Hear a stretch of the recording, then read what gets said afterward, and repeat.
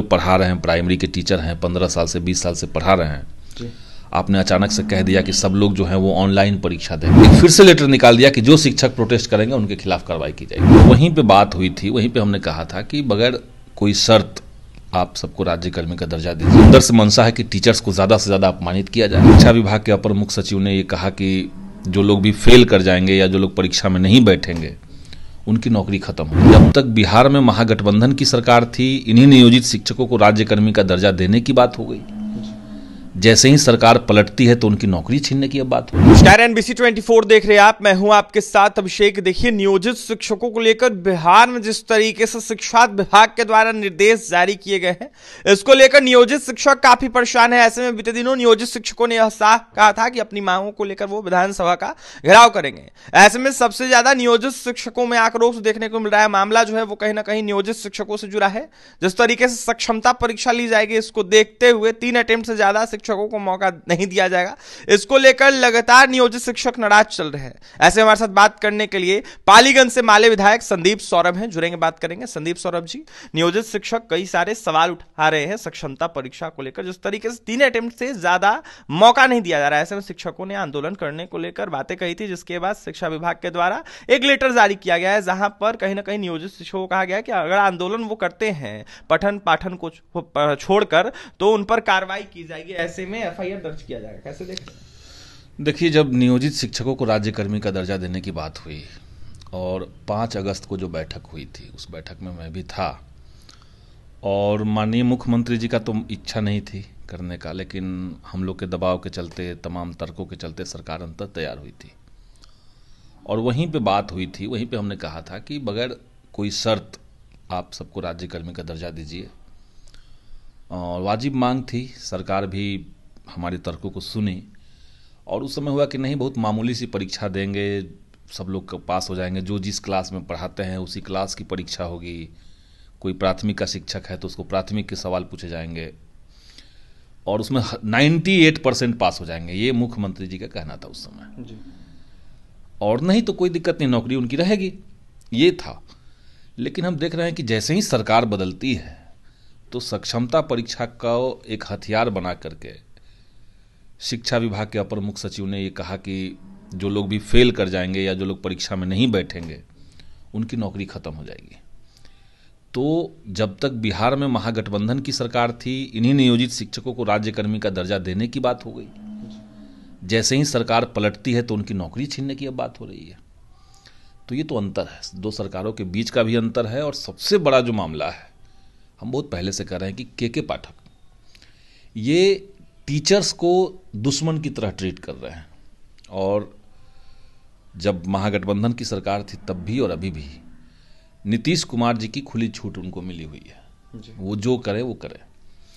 और इसलिए इतना बेतुका फैसला शिक्षा विभाग की तरफ से लिया गया है कि सारे शिक्षकों को, 4 लाख शिक्षक हैं। एक तो पहली जो गलती की गई है, मान लिया टीचर जो पढ़ा रहे हैं, प्राइमरी के टीचर हैं, 15 साल से 20 साल से पढ़ा रहे हैं, आपने अचानक से कह दिया कि सब लोग जो हैं वो ऑनलाइन परीक्षा देंगे। क्यों ऑनलाइन देंगे?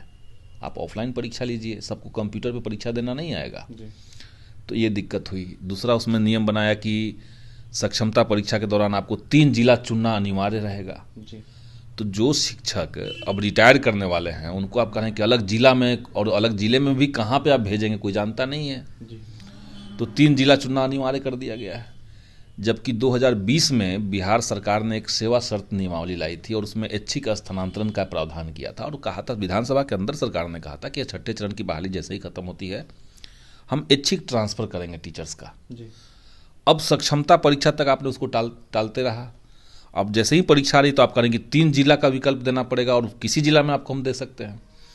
तो ये जो नियोजित शिक्षक कई सालों से एक जगह पर पढ़ रहे हैं, उनके परिवार वहाँ शिफ्ट हो चुका है, बाल बच्चे वहाँ पढ़ रहे हैं, पूरा सामाजिक ढांचा उनका वहाँ पे खड़ा है, उसको आप अचानक से कहीं भेजने की तैयारी कर रहे हैं जी। और उसके बाद फिर ये हुआ कि सब फेल कर जाएंगे तो निकाल दिए जाएंगे, में अटेम्प्ट नहीं लेंगे तो निकाल दिए जाएंगे। ये तमाम जो लगातार फैसले इस तरह के हुए नियोजित शिक्षकों को लेकर के, ये साफ साफ दिख रहा है कि नियोजित शिक्षकों को राज्यकर्मी का दर्जा देने के लिए शिक्षकों के आंदोलन के बाद, महागठबंधन की तमाम पार्टियों की दबाव के बाद सरकार भले तैयार हुई, लेकिन अंदर से उनकी मंशा कुछ और है। अंदर से मंशा है कि टीचर्स को ज़्यादा से ज़्यादा अपमानित किया जाए। और ये भी कह दिया गया कि आप सरकार की किसी नीति, किसी फैसले के खिलाफ आवाज़ नहीं उठा सकते हैं, यहाँ तक कि अपना सोशल मीडिया में भी आप कुछ नहीं लिख सकते हैं, आप संगठित नहीं हो सकते हैं, आप प्रोटेस्ट नहीं कर सकते हैं। तो आखिर शिक्षक करेंगे क्या जब उनके ऊपर ज़्यादती होगी और वो कुछ बोलेंगे भी नहीं। इसलिए शिक्षकों ने तय किया कि हम लोग इकट्ठा होकर के इस पूरे फैसले का, जो नियोजित शिक्षकों को लेकर के फिलहाल शिक्षा विभाग की तरफ से लेटर जारी हुए हैं, उन तमाम फैसलों के खिलाफ हम लोग आवाज़ बुलंद करेंगे। और अनफॉर्चुनेट देखिए कि जब शिक्षक संगठनों ने आंदोलन करने की बात की, चूँकि बिहार में इनकी संख्या 4 लाख के आसपास है, तो सरकार के बीच एक हलचल हुआ और सरकार इनके आंदोलन को तोड़ने के लिए, शिक्षकों में एक डर का माहौल पैदा करने के लिए एक फिर से लेटर निकाल दिया कि जो शिक्षक प्रोटेस्ट करेंगे उनके खिलाफ कार्रवाई की जाएगी। ये तो वही बात है कि हम तुम्हें पीटेंगे भी और तुमको रोने भी नहीं देंगे। ये तो गलत है और इसलिए शिक्षक संगठन जो हैं वो इस फैसले का भी विरोध कर रहे हैं। माना जाए कि शिक्षकों की आवाज़ दबाने की कोशिश नीतीश सरकार के द्वारा, शिक्षा विभाग के द्वारा की जा रही है। निश्चित तौर से शिक्षकों की आवाज़ दबाने की कोशिश कर रही है और जिनको लग रहा है कि शिक्षकों को गन पॉइंट पे हम चीज़ों को करवा ले जाएंगे, वो उचित नहीं है। आप देखिए, इमरजेंसी के दौरान जो देश के अंदर स्थिति थी, उससे भी ज़्यादा बदतर स्थिति शिक्षा विभाग पैदा कर रही है। इमरजेंसी में ये नहीं था कि आप किसी शिक्षक संगठन से जुड़ नहीं सकते हैं, लेकिन आज जो के पाठक के नेतृत्व में चल रहा है शिक्षा विभाग, उसमें आप किसी शिक्षक संगठन से जुड़ेंगे तो आपकी नौकरी चली जाएगी। उसमें बबीता पासवान नाम की महिला के साथ जो हुआ, संगठन से जुड़ने के चलते उनको हटा दिया गया था। फाइनली कोर्ट ने शिक्षा विभाग को डांटा और उनको दोबारा से नौकरी पर रखा, तब भी इनकी आंख नहीं खुल रही है। तो एक सामंती मिजाज से शिक्षा को आप सुधार नहीं सकते हैं। शिक्षकों को डरा करके आप शिक्षा को बेहतर नहीं कर सकते। हम बार बार कह रहे हैं कि देखिए, जब भी हम शिक्षकों को उठाते हैं उनका मुद्दा, तो उसमें हमारा एक कंसर्न होता है कि स्कूल की शिक्षा व्यवस्था भी दुरुस्त रहे, शिक्षक समय पर जाएं, रोज जाएं स्कूल, ये हम चाहते हैं। लेकिन उनके अधिकार उनको मिलना चाहिए, सम्मान उनको मिलना चाहिए। अभी के समय में शिक्षा विभाग के अपर मुख्य सचिव के पाठक शिक्षकों को सम्मान नहीं कर रहे हैं। वो IAS बने हैं तो वो भी कोई शिक्षक ही उनको पढ़ाया होगा, ये उनको समझना चाहिए। और वो जब किसी शिक्षक को गाली दे रहे हैं, और गाली दिए हैं, कई बार दिए हैं, तो आप समझिए कि वो उस शिक्षक का सिर्फ अपमान नहीं है, बल्कि जिस शिक्षक ने इनको पढ़ा लिखा करके IAS बनाया, उनका भी अपमान है। देखिए, तो अपमान के पाठक लगातार शिक्षकों कर रहे हैं और कहीं ना कहीं कई बार शिक्षकों को उन्होंने गाली देने का काम किया है। लगातार शिक्षकों के साथ कहीं ना कहीं गलत किया जा रहा है। तो वहीं नीतीश सरकार हो या फिर शिक्षा विभाग के अधिकारी हो, वो जिम्मेदार हैं। क्या कुछ कह रहे थे माले विधायक संदीप सौरव, आपने सुना है, जमकर नीतीश सरकार पर के पाठक के फरमान पर निशाना साध रहे थे। तो वहीं जिस तरीके से 3 अटेम्प्ट को लेकर मौका दिया जा रहा है, इसको लेकर यह साफ कहते हुए नजर आ रहे थे ये बिल्कुल सही नहीं है, सुधार की मांग कर रहे थे। तो वहीं यह साफ कहते हुए नजर आ रहे थे कि आवाज हम लगातार बुलंद शिक्षकों की करते रहेंगे। और भी तमाम खबरों के लिए NBC 24 के साथ बने रहें। बहुत बहुत धन्यवाद।